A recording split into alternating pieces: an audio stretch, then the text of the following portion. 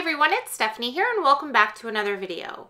Today we are going to be doing some hot foil designs. We have a couple of new dies coming out with our March release that can be used with hot foil.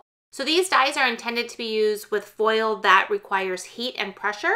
These won't work with any types of foil that require toner. So you just want to make sure you have the right foil. You want to use hot foil for these types of dies. And we have two new designs that are releasing. We have the foiled birthday wishes. And then we also have the foiled frames rectangle dies. And this is a really cool die set because these are actually nested dies. So you get all of these different rectangle shapes in this one die set so that you can create some really beautiful foiled borders on your card panels. You can use multiples of these together to create a bunch of different lines, or you could just use one like I'm going to do in this first example. So for this card here, I'm going to use some teal foil and I'm going to kind of cut it out to the size of that rectangle. I'm using the second smallest rectangle.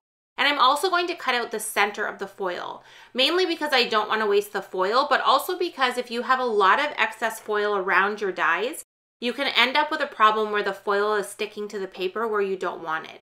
Sometimes the heat and the pressure of that foil against the paper actually gets it to adhere to the paper where you don't want it. So with these rectangle dies specifically, I do want to mention that when you run this through your heat system, you're going to want to put these on a diagonal formation. So you can see there I have it kind of diagonal on that heat platform. Normally you would want to put it completely straight and use the grid lines to kind of line it up. But when you do that, you actually don't apply the pressure evenly and it doesn't give you a good foiling result. So you're going to want to have this diagonally placed on there. I just kind of look at the grid lines to figure out where everything is being placed. And then you want to put your foil good side down right on top of that die and place your panel on top of that and run it through your Gemini system. I have my Gemini off screen here, so I just let this run through the machine. And now I'm going to take everything out of here and show you how the foiling ended up. So you can see here we have that beautiful aqua foil. It's kind of pressed down into the paper so you get that really nice debossed look. And then you have the gorgeous foiling that is on the panel. And we have nice even coverage. The foiling went all the way around. It looks very, very pretty on here. And it just adds a beautiful elegance to your projects. Now I also want to show you that you can combine dies, especially with this new stackable die set where we have multiple rectangles. You can use both dies at the same time to create an entire design. This is great if you want to create just a very simple foil design card. All you need to do is place these into the machine, add your foil, run it through to create your panel, and you've pretty much created your entire card. There's just something about foil that has such a beautiful elegance to it that all it needs is itself, and you don't really need to add much more to the card.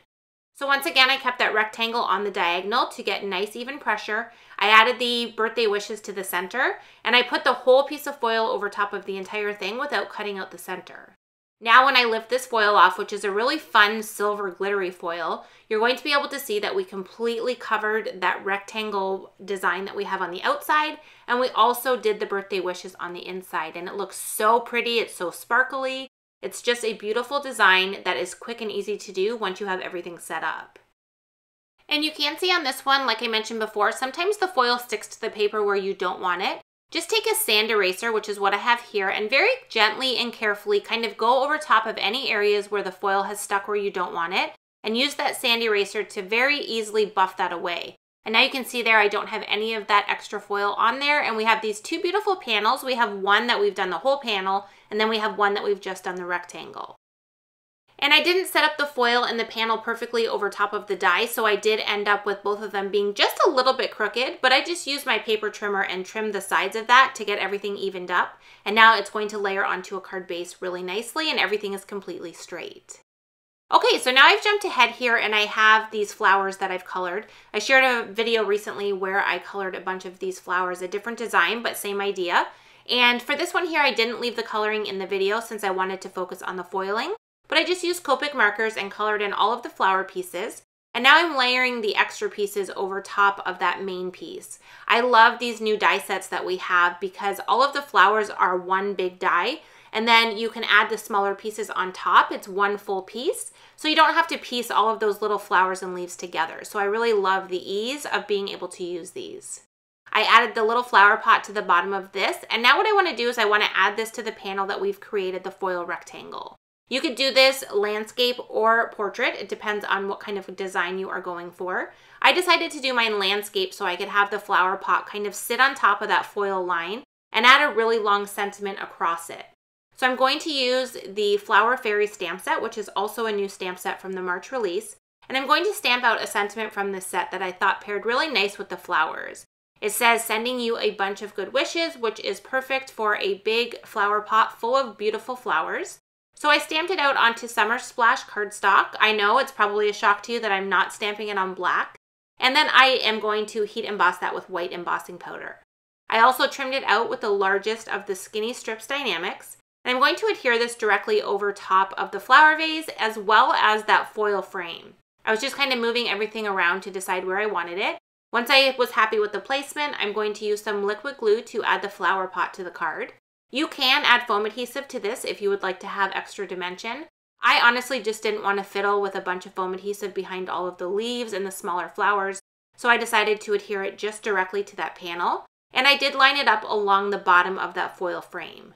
Once I had that stuck down, I did decide to put some foam adhesive on the back of the sentiment strips since that was a little quicker and easier. So I'm adding this directly on there, making sure to go from end to end. And then I'm going to position this directly over top of the flower pot. I'm also going to overlap it on the right side of the foil frame. I really like the look of having all of the different elements touching in some way on the panel. Once I had the panel complete, I adhered it to a Limelight card base. You can pretty much use any of the colors that we featured on the flowers. I decided to go with the green just because I really love the look of Limelight with Summer Splash, and I think it looks really springy when we finish the card. And then the last thing I'm going to do is add some little clear droplets. If you are familiar with my flower cards, you know I love to add these. I think it looks like little drops of water. And we did have a lot of white space on the right-hand side of that card, so I did want to put a little bit of something there just to fill that space. I hope today's video gave you some ideas on ways that you can include hot foiling on your card designs. You can either do like we did on the Birthday Wishes card and do a completely foiled card, which is quick and easy. You could mass produce and create multiples like that. Or you could do like we did on this card and just have a little bit of that foil just to add that little touch of elegance, but then still include die cut and stamped elements as well. If you enjoyed today's video, I would love it if you would give it a thumbs up. Please subscribe to our YouTube channel if you haven't already, and you can click on that bell icon to be notified of future videos. As always, I appreciate you being here, and I hope to see you again soon. Thanks so much for watching.